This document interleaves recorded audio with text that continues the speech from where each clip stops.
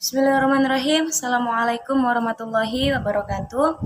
Saya Hotimatul Husna dengan NIM 2011301444 dari jurusan Hukum Ekonomi Syariah kelas D semester 3. Baiklah, pada video kali ini saya akan menjawab pertanyaan-pertanyaan mengenai mata kuliah hukum pidana yang telah diajukan oleh Bapak dosen pembimbing di dalam Google Classroom. Pertanyaan pertama yaitu sebutkan dan jelaskan macam-macam hukum pidana. Adapun macam-macam atau jenis-jenis hukum pidana itu ada 4. Yang pertama hukum pidana material, yang kedua hukum pidana formil, hukum pidana umum, dan hukum pidana khusus. Yang pertama itu adalah hukum pidana material. Nah, hukum pidana material ini adalah aturan hukum yang mana di dalamnya memuat tindakan pidana, kemudian rumusan perbuatan pidana, dan syarat serta aturan pelaku pidana. Hukum pidana formil adalah hukum yang digunakan sebagai dasar para penegak hukum. Singkatnya seperti ini, hukum pidana formil itu adalah alat atau perlengkapan untuk membidik, menjatuhkan, menuntut, dan melaksanakan pidana. Selanjutnya yang ketiga adalah hukum pidana umum. Nah, hukum pidana umum ini adalah hukum yang berlaku untuk seluruh warga Indonesia tanpa pengecualian. Yang keempat atau yang terakhir adalah hukum pidana khusus. Nah, hukum pidana khusus ini adalah hukum yang diperuntukkan oleh orang-orang tertentu, khususnya untuk para pelaku pidana dan kasus di luar KUHP. Kemudian pertanyaan selanjutnya adalah jelaskan 3 teori tujuan hukum pidana.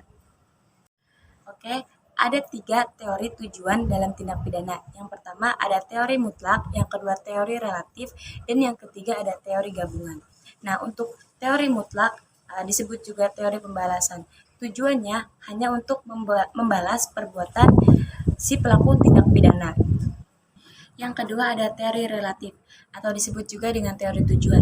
Nah, tujuannya itu yang pertama ada pencegahan, penyingkiran, perbaikan, dan penjaminan. Yang terakhir ada teori gabungan, yaitu tujuannya untuk menghukum dan memberi pelajaran terhadap masyarakat. Pertanyaan nomor kedua, yaitu berdasarkan berlakunya hukum pidana menurut waktu terdapat asas legalitas. Nah, pertanyaannya sebutkan 3 prinsip yang terkandung dalam asas legalitas. 3 prinsip dari asas legalitas. Yang pertama, prinsip pertama, tidak ada pidana tanpa undang-undang. Prinsip kedua, tidak ada pidana tanpa perbuatan pidana. Yang ketiga, tidak ada perbuatan pidana tanpa undang-undang terlebih dahulu. Pertanyaan nomor ketiga, yaitu berdasarkan berlakunya hukum pidana menurut tempat itu ada 4 asas. Jelaskan keempat asas tersebut. Yang pertama ada asas teritorial. Nah, asas teritorial ini adalah asas yang mengajarkan bahwa hukum pidana suatu negara itu berlaku di negara itu sendiri.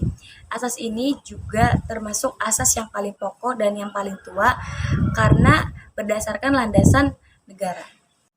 Yang kedua ada asas personalitas. Asas personalitas ini adalah asas hukum pidana suatu negara yang mengikuti kemanapun warganya itu pergi. Artinya begini, jadi suatu hukum pidana ini akan tetap mengikuti warga negaranya walaupun ia sedang berada di luar Indonesia. Yang ketiga ada asas perlindungan. Nah, asas perlindungan ini menentukan bahwa hukum pidana suatu negara berlaku bagi perbuatan-perbuatan yang dilakukan di luar negeri. Jadi, jika perbuatan tersebut melanggar kepentingan negara yang bersangkutan. Dan yang terakhir, yang keempat ada asas universal. Nah, asas universal ini diberlakukan demi menjaga kepentingan dunia internasional. Selanjutnya pertanyaan nomor 6, yaitu sebutkan unsur-unsur percobaan, berikan contohnya, serta dasar hukumnya. Unsur-unsur percobaan itu ada 3. Yang pertama, adanya niat melakukan kejahatan. Kemudian yang kedua, adanya permulaan pelaksanaan. Dan yang ketiga itu tidak selesai tujuan, bukan karena keinginan sendiri. Adapun contoh-contoh dari percobaan, yang pertama itu pencurian.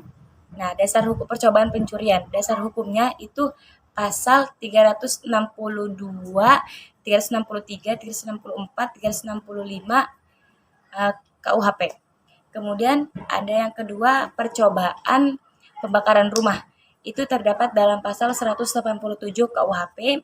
Dan yang ketiga itu ada percobaan pembunuhan dengan cara pemberian makanan yang beracun, terdapat dalam pasal 340 KUHP.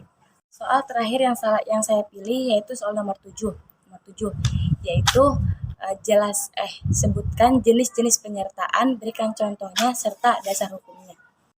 Adapun unsur-unsur penyertaan, yang pertama yaitu melakukan, disebut juga dengan plagiar. Nah, plagiar ini melakukan sendiri tindakan pidana. Contohnya ada seorang preman yang menjamret tas seorang perempuan. Nah, dia sendiri yang melakukan penjamretan tersebut. Unsur yang kedua yaitu menyuruh melakukan atau disebut dengan don plagiar. Nah, contohnya itu ada seorang bapak-bapak menyuruh anaknya untuk mencuri uang tetangganya. Itu yang akan diproses dalam